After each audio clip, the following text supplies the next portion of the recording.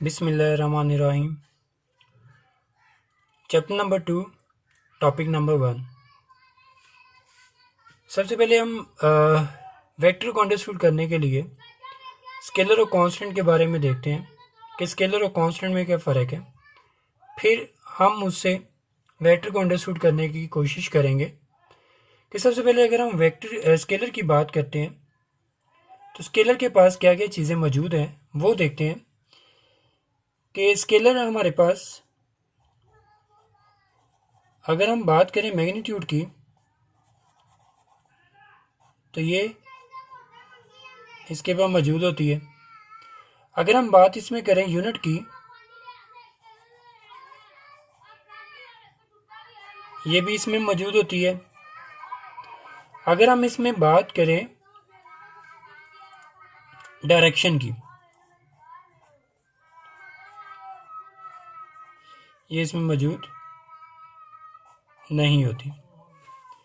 मतलब ये हुआ कि जो स्केलर है उसमें मैग्नीट्यूड भी मौजूद है, यूनिट भी मौजूद है, सिर्फ नहीं है तो वो क्या है, डायरेक्शन। मतलब हम अगर इसकी मिसाल लें तो हमारे पास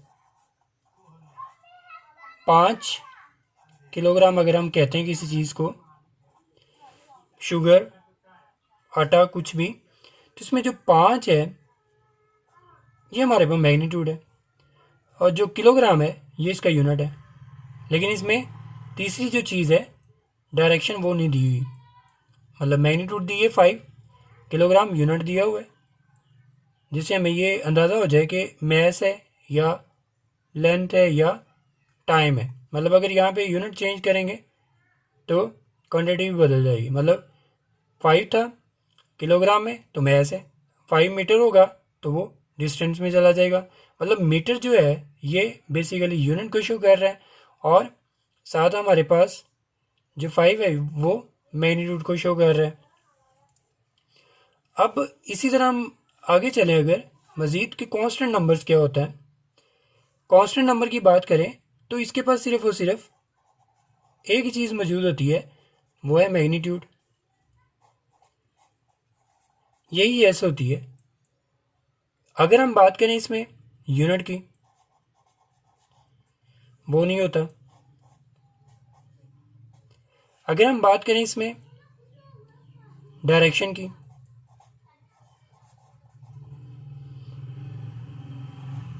वो नहीं होती।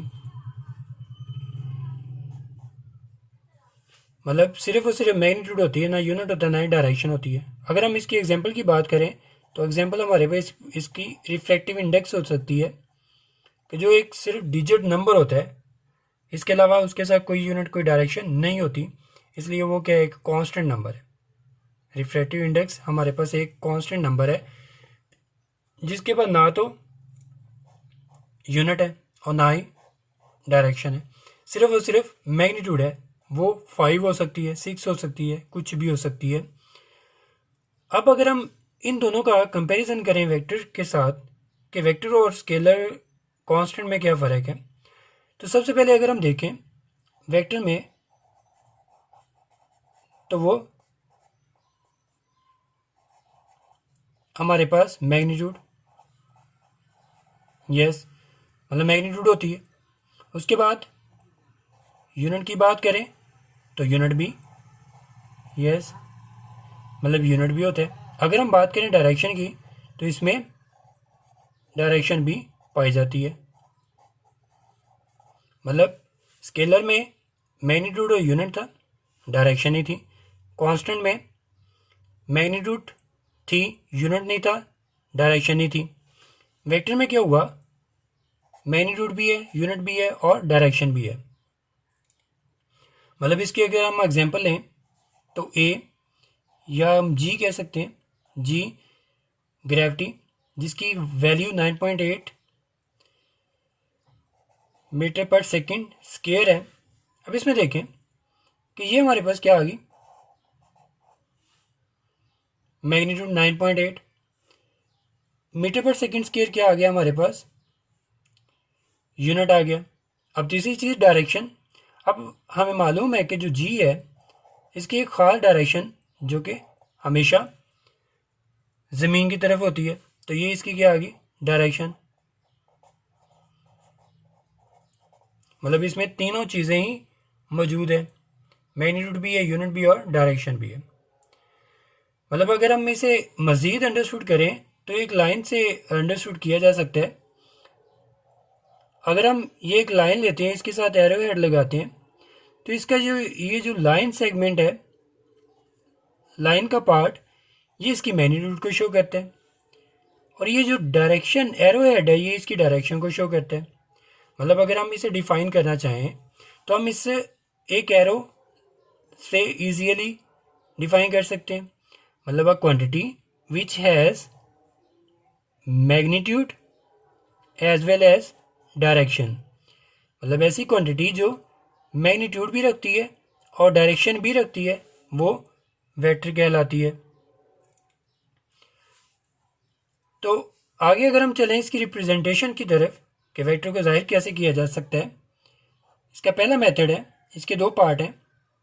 पहला पार्ट आप bold, italic, bold letter use करके इसे जाहिर कर सकते हैं। For example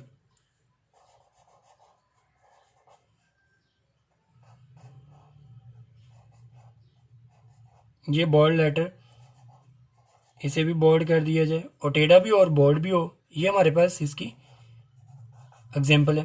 italic bold letter से हम इसे रिप्रेजेंट कर सकते हैं वेक्टर को। सेकंड जो मेथड है, अब ये जो मेथड है, ये बुक मेथड हम इसे कह सकते हैं, क्योंकि अगर हम नोट में लिखना चाहें तो हमें इस पर थोड़ी देर लग सकती है, इस वजह से ये बुक मेथड है। लेकिन अगर हम बात करें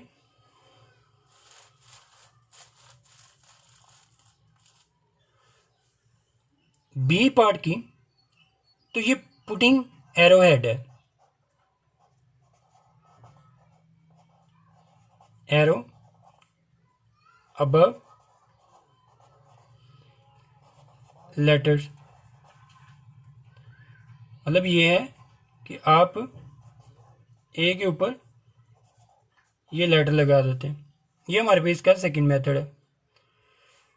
अब इसका जो थर्ड मेथड है, मतलब इसका जो सेकंड पार्ट है, ये ग्राफिकल मेथड कहलाता है। ग्राफिकल मेथड में हम क्या करते हैं कि एक लाइन ड्रा करते हैं, जिसमें जो लाइन की लेंथ है इसे सेगमेंट और ये मैग्नीट्यूड को शो करती है, जबकि इसका जो एरो है ये डायरेक्शन को शो करता है।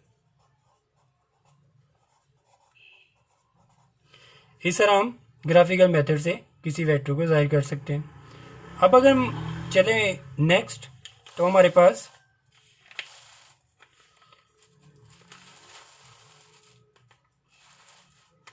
अगला जो टॉपिक है वह रेक्टेंगुलर कोऑर्डिनेट सिस्टम।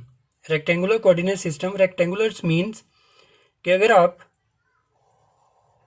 दो लाइंस को परपेंडिकुलर ड्रा करते हैं तो ये हमारे पास रेक्टेंगुलर कोऑर्डिनेट सिस्टम बनता है। इसमें हमारे पास 2D भी होती है, मतलब 2 डायमेंशनल और 3 डायमेंशनल। मतलब ये है कि अगर हमारे पास एक्स और वाई हो तो ये 2 डायमेंशनल है। अगर हमारे पास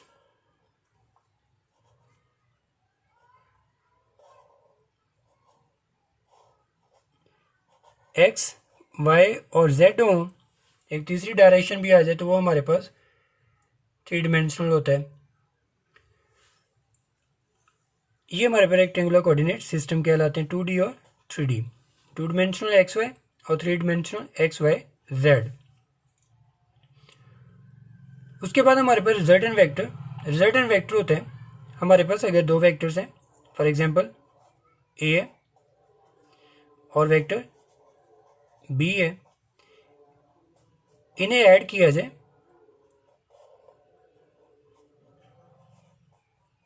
ऐड करके हमारे पास एक सिंगल वेक्टर आ जाए, फॉर एग्जांपल ये वाला वेक्टर, तो ये रिजल्टेंट वेक्टर कहलाता है a प्लस बी। इस तरह ये b प्लस ए भी हो सकते हैं। ठीक है, तो ये हमारे पास क्या आ गया, रिजल्टेंट वेक्टर आ गया। मतलब दो या दो से ज़्यादा वेक्टर्स को जमा करना, और उसका जो सिंगल वेक्टर रिजल्ट आता है वो हमारे पास उसका रिजल्टेंट वेक्टर कहलाता है। अब रिजल्टेंट वेक्टर्स के बाद हम अगर मज़ीद आगे चलें तो हमारे पास आती multiplication of vector with scalar. Scalars के साथ वेक्टर की मल्टीप्लिकेशन, मतलब ये है कि अगर हम एक ये वेक्टर लेते हैं एन ए, अगर हम एन की वैल्यू चेंज करते हैं, 1 रखते हैं तो ये वेक्टर इतना ही रहता है। अगर इसे 2 कर देते हैं तो ये लेंथ में मैग्नीट्यूड में डबल, डायरेक्शन वही। अगर हम इसे -1 करते हैं तो इसकी डायरेक्शन भी चेंज हो जाएगी।